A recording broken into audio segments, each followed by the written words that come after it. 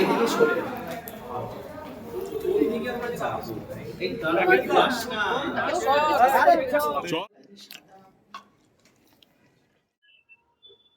Plan এখানে আমরা normally সকাল সকাল অফিসে চলে আসি। তোমাদের সবার সাথে দেখা হয়, মানে তোমাদের সবারই সাথেই সাথে সাথে হাফ বেলা কেটে যায়। বাট সত্যি আমরা অপেক্ষা করে এবার একটু থাকি। চাপ হয়ে গেছে কি বলতো তো মানে 12টার সময় যেহেতু পুজোটা শুরু হবে, তো শেষ হতে তো 1:30টা বাজবে, আর লোকজন মানে যারা গেস্ট আসবে তারা এসে গেলে তাদের সঙ্গে আর কথা বলতে পারবো না। আর এখন আমাদের এখানে যা মিডিয়া ডে বাই ডে বাড়ছে, সবাইকে তো কাউকে না বলতে পারবো না, তো সবার সঙ্গে ইন্টারাক্ট করতে হবে। তো এটা একটা বড় চাপের বাট জায়গা। সত্যি এই সবার তোমাদের সকলের সাথে যে ইন্টারঅ্যাক্ট করতে পারবো আজকে দিনটার জন্য অপেক্ষা করে থাকি, কারণ সকলের সাথে এত সুন্দর সাজে তোমাদের দেখতে পাই। সবাই আর সুইট, সবাই খুব পছন্দের মানুষজন, তোমরা কি করবো আর কি।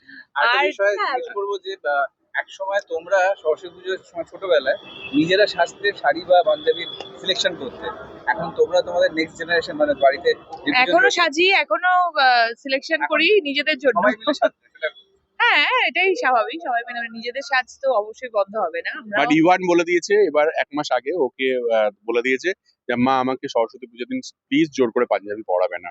আরে জোর করতে তুমি পাঞ্জাবি পড়তে না, করতাম মানে কি, আমরা যেহেতু বাঙালি সাজ পুজোর সময় খুবই ভালোবাসি, দুর্গাপুজোতে আমরা এভরিডে শাড়ি ও ধুতি পাঞ্জাবি পরবেই। সো হয় না একটা ritual, Tradition. Tradition we should carry forward, so আমি চেয়েছিলাম যে ইউভানেরও সেটা হোক, বাট ডেফিনেটলি ওর ডিসিশনটাকে আমরা রেসপেক্ট করি। সো হি সেড একদম ফার্মলি যে আজ মানে সরস্বতী পুজো থেকে আমাকে কিন্তু এবার আর জোর করবে না। সেড ওকে, তোমার যেদিন পড়তে ইচ্ছে করবে, বলছে আমি অনেক যখন বাবার মতো বড় হয়ে যাব তখন পড়বো। নো ব্যস্ত আজকে, কোনো ব্যস্ততা নেই আজকে, শুধু অফিসে যারা হ্যাঁ, আসবে ব্যস্ততা বন্ধু থেকে বান্ধবরা অন্যভাবে তো অবশ্যই অবশ্যই গেস্টরা আসবেন, সকলের সাথে দেখা হবে, প্রচুর আড্ডা হবে, খাওয়া দাওয়া, মানে পুজো মানে যেটা বাঙালিরা আমরা করে থাকি সেটাই হবে। এবার দেখা যাচ্ছে যে প্রতিমাটা একটু অন্যরকম সাজানো হয়েছে। প্রত্যেকবার ডাকের সাজ প্রত্যেকবার থাকে, এবার ডাকের ডাকের সাজ নেই। এবারে অন্যরকম সুন্দর, মা মানেই আমরা জানি সুন্দর এবং দারুণ লাগছে দেখতে।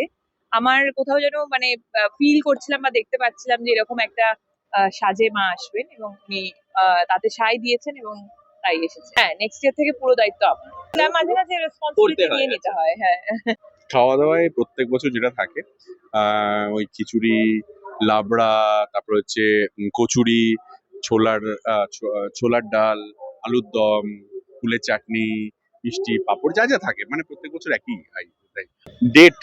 ডেট কলেজে পড়ার সময়, আমি স্কুলে পড়ার সময় করতাম, first half second half third half বাবা সব হাফে করতাম, যেটা তুই করি, তো সবাই যেটা করে আমি ছোটবেলায় সেটাই করেছি, মানে এক্সেপশনাল কিছু নয় আর কি।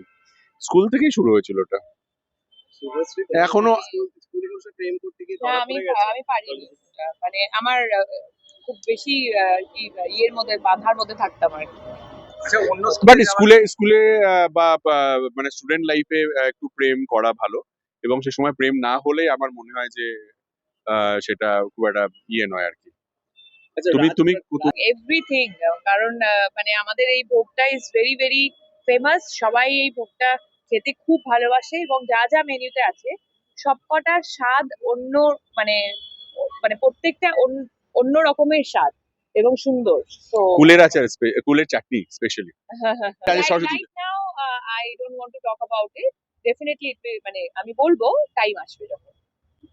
হলো তোর প্রেমে বলা হলো, সিনেমা বলা হলো, খাওয়া বলা হলো, হ্যাঁ, আর কি কি বলার ছিল কারেক্ট, অ্যাবসলিউটলি রাইট। ওটা কেন বলতো, এটাকে বলে শেড, মানে তোরা যাতে ছবি তুললে দেখতে একই রকম লাগে।